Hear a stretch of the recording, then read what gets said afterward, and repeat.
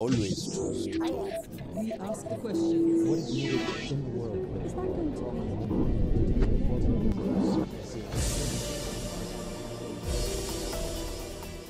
Mrs. Katrin Jakobsdottir, thank you for speaking to Al Jazeera Balkans. Can we start right away with certain global affairs we're witnessing at the moment? Speaking of NATO, given Iceland's unique position as a NATO member without a standing army, how do you perceive the nation's role in regional and global security, especially in light of recent geopolitical tensions? Of course, Iceland was a founding member of NATO, even though we don't have a military of our own, and we have always been part of that alliance, collaborated within that alliance. And of course now we have more geopolitical tension in the whole world, really, than during the last few years. So obviously there has been more focus on NATO and its role. But I think Iceland has always been very active within NATO in spite of the fact that we're a nation without a military. Of course we are just under 400,000 people, so we're a very small nation.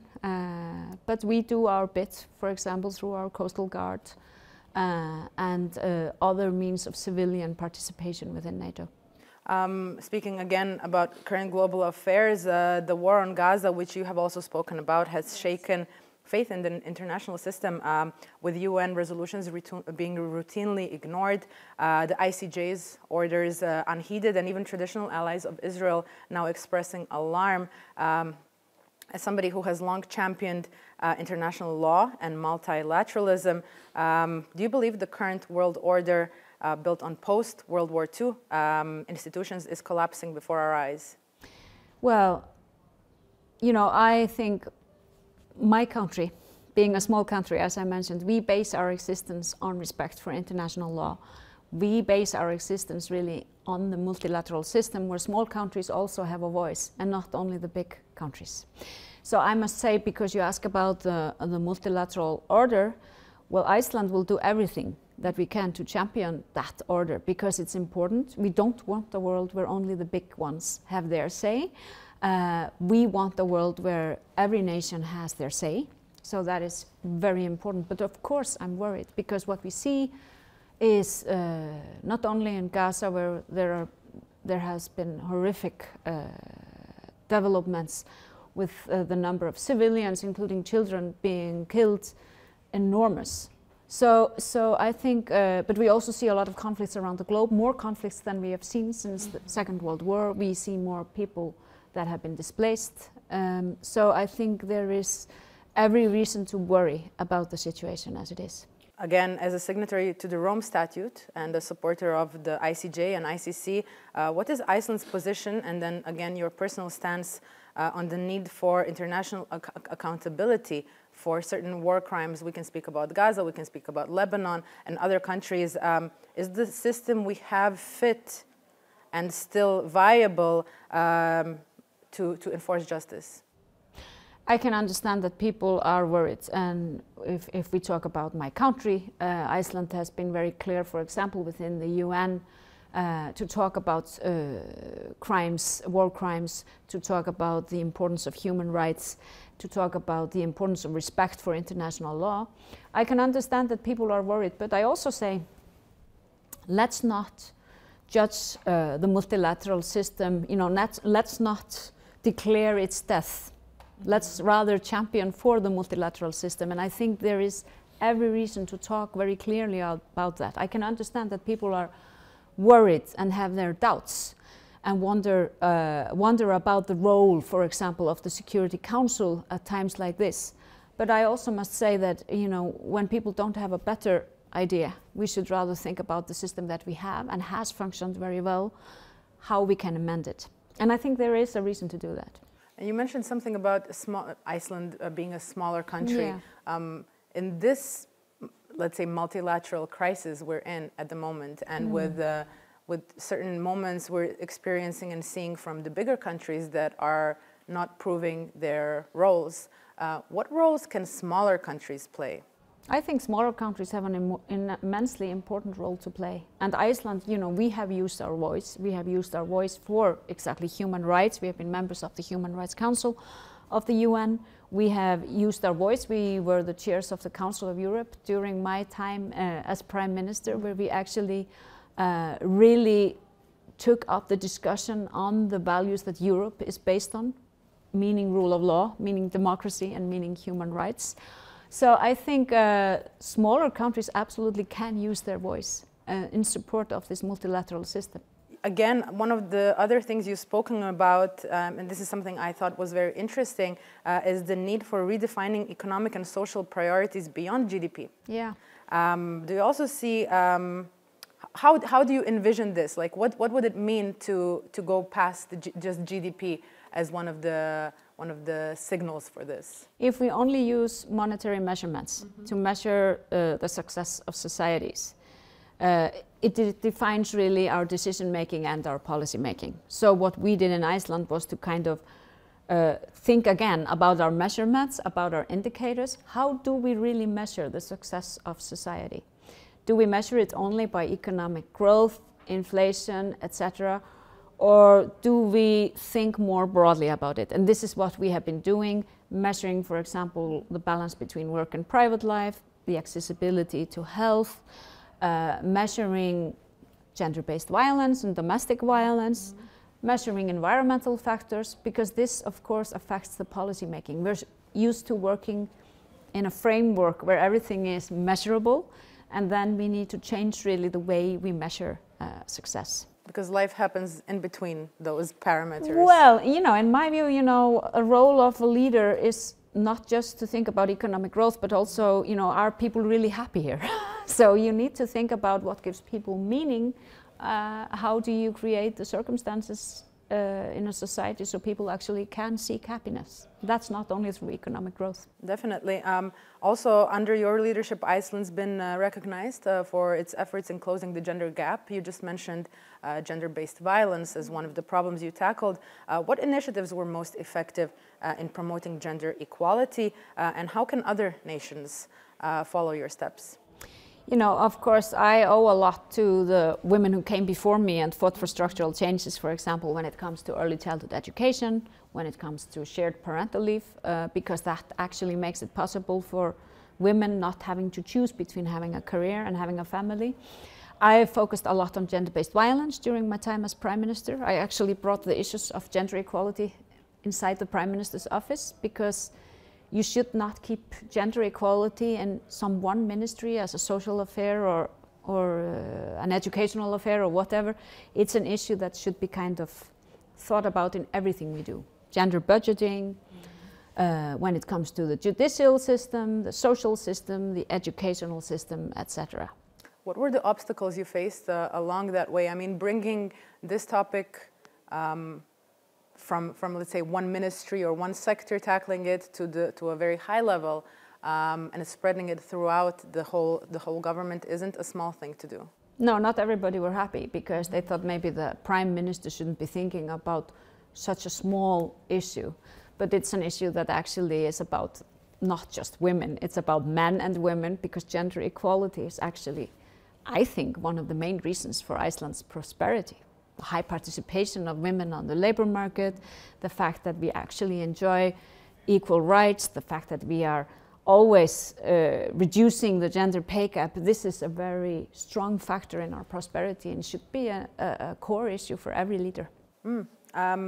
Again, when we talk about, we're now at the ESG summit here in Porto Montenegro, one of the topics that also falls under this category is energy. Iceland has abundant renewable energy resources, yet there have been some concerns about their utilization, particularly regarding energy-intensive industries like data centers and cryptocurrency mining. How did your administration address these challenges to, at the same time, ensure alignment with environmental objectives? We need to ensure the balance between nature and harnessing the energy of the nature, because Iceland also has magnificent nature. And if you harness all the green energy, be it wind or hydro, you are spoiling a lot of natural wilderness and natural beauty. So what we focused on was trying to find and preserve that balance between harnessing that energy and preserving nature, which I think has been a good guiding light. we also need to think about what are we going to use that energy for, and we need to think about where does the revenue from that energy go to? Does it go to the general public through the states, or is it going to some private enterprises? So in my opinion, we should always be very clear that the revenue from the energy production goes to the general public, because it's really something that we all share and own together. How can you ensure that, though? Well, we have a national energy company, and we have been talking about taxing also energy companies when it comes to building energy production, and ensure that the revenue from that goes to the local population. Which I'm sure is quite difficult in today's world of hyper-privatization. Yes, and therefore I think the national energy company is probably one of the most important companies that we have. And I have always been very clear that that should not be privatized. Even though many have suggested that. While we're speaking about these topics, with initiatives to increase domestic food production, such as corn cultivation, if I'm right, how does Iceland plan to enhance food security while adhering to sustainability principles, and if I may add, especially as we're entering an uncertain era when it comes to security of food? Tariffs and trade. Import of food, and of course we saw that during the pandemic, how really the chain of production, how vulnerable they are to all sorts of happenings in the outside world.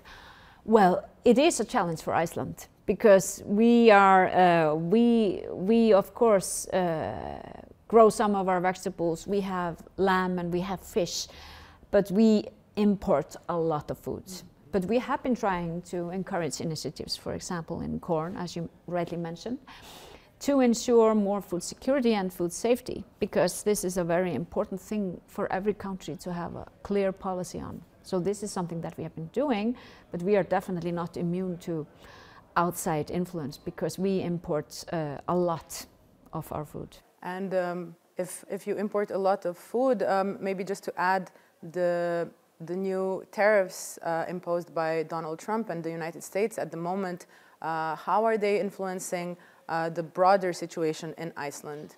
Well, it still remains to be seen, but obviously if we see, we are very, we feel that very strongly if, for example, inflation is going to go back up in Europe and US, that will have an effect on Iceland. We are a very small economy, so we are quite vulnerable to outside effects. So I think, of course, it remains a little bit to be seen what effect they will have, but there is every reason to be very careful in these next few months when it comes to the economy. Your appointment to chair the forthcoming World Health Organization Committee on Climate Change and Health underscores the intersection on environmental and public health issues. What are the primary goals of this committee, and then obviously you as well, and how can international collaboration be enhanced to work on these intertwined challenges, so between health and environment? Well, I think actually that maybe health hasn't been taken enough into consideration when it comes to policy making on climate, because there is a very strong connection between climate change and effects on our health. We can talk about the obvious effects like air pollution, which we of course see having a huge effect on people's health. We can talk about heat waves and droughts. We can also talk about different changes in our ecosystem, where we have ticks moving up north with some infectious diseases, etc. So this change is happening, and also change that is not as visible. You mentioned food security and food safety. Well, that is something that is going to be affected by climate change, and therefore has effects on health. But the good news is that what we do about climate can also be very beneficial for our health. And what we plan to do, now this commission will be launched in June, and my expectations are that we will produce some very clear recommendations from, with a whole of government approach, where we think about how can we actually change, for example, our food system, our transport system, etc., so that we are actually creating benefits for both climate and health. We're nearing the end of the interview. I just want to mention Ukraine as well. Iceland has been very proactive in supporting Ukraine amidst the ongoing war. can you just mention some of the specific measures that your government implemented to assist Ukraine, and how these actions align again with Iceland's foreign policy objectives, which we talked about throughout this interview? Well, we have tried to support both Ukraine's defenses through financial measures, but also not less social and humanitarian measures, which we have supported. We have been, for example, there was a very strong solidarity in the Icelandic Parliament. We have been bringing them portable hospital, really, to be used out on the field, looking for mines. That is also something that we have been working on with the Ukrainian government. Being a nation that does not produce weapons and does not have a military of its own, as we mentioned in the beginning, our support has more been financial, but also political. And in the Council of Europe, when we were chairing that, we actually agreed to actually make an account of all the damage that has been done in Ukraine by Russia. So there is this registry of damages that is being worked on within the Council of Europe, a very important project. But as I say, my opinion is that if there is going to be peace in Ukraine, it needs to be a just peace. Because peace is not something that you achieve through oppression. And do you think that the current state of global affairs has, again, we spoke about the multilateralism and the current state of the political order we have, do you still believe that after more than 3 years of war, there is a chance for a just peace in Ukraine and elsewhere? Let's say that I'm not exactly optimistic, but I also know that I grew up in a world where I actually saw the achievements of the multilateral system. I'm talking about disarmament control, I'm talking about agreements that were made on environmental issues. So I know that the multilateral system can actually work.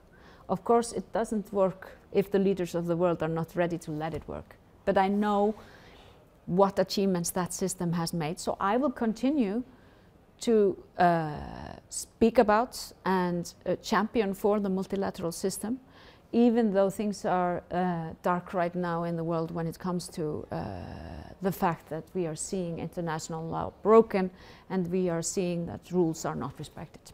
Can Iceland, as a country that has historically punched above its weight concerning its size and global moral leadership, taking a stance when it might not have had, the power to do it, from gender equality to climate justice, should it now take a more visible stance in these global forums in calling for justice, be it Ukraine, be it Gaza, or be it the current state that is of multilateralism that you say, and rightly so, has brought so much good to the world we live in, but is at the moment in a very serious crisis? Mm-hmm.